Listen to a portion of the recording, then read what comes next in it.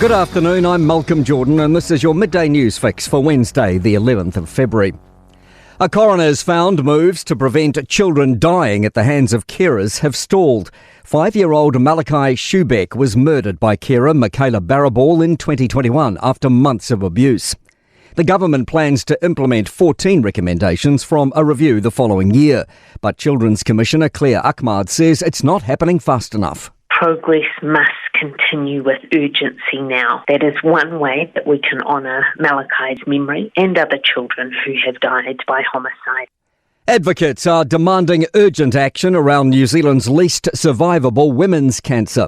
A report shows our rates of emergency diagnosis for ovarian cancer are the highest among comparable health systems. Claudia O'Neill has more. An average 306 new diagnoses are made every year and one woman dies every 48 hours. The Ovarian Cancer Foundation says options for treatment, clinical trials and research into the disease are limited. The report suggests adding ovarian cancer symptoms to the National Cervical Screening Program and for symptomatic women to be referred for an ultrasound at their first GP visit.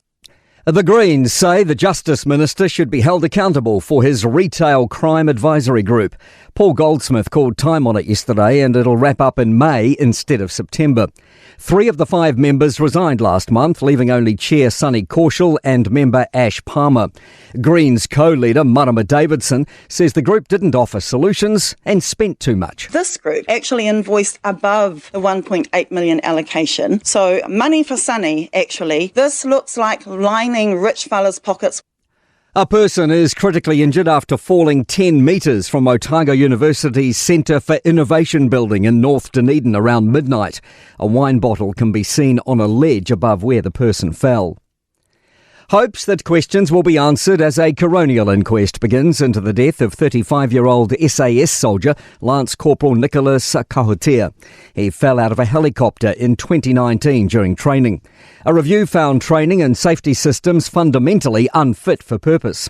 The Herald's David Fisher says Kahutea's family's concern has never been compensation. They're concerned that there were systemic issues that could be found in other places and place at risk other young men and women.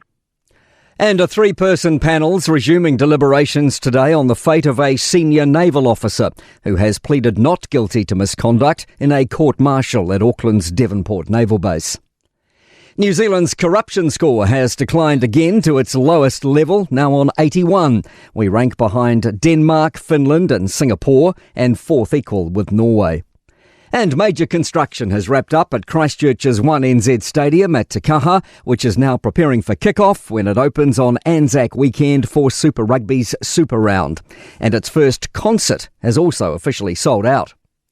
To sport, Lester Whainganuku's embracing the prospect of playing in both the forwards and the backs on his return to Super Rugby with the defending champion Crusaders. Off-spinning all-rounder Michael Bracewell is out of cricket's T20 World Cup after re-injuring his left calf during warm-ups on Sunday. Cole McConkey will join the squad as a travelling reserve. And Tottenham Hotspur are now just 5 points above the Premier League football relegation zone after a 2-1 home defeat to Newcastle. I'm Malcolm Jordan. That's your latest news fix. We'll be back with the next update at 5 p.m. from the Newstalk ZB newsroom.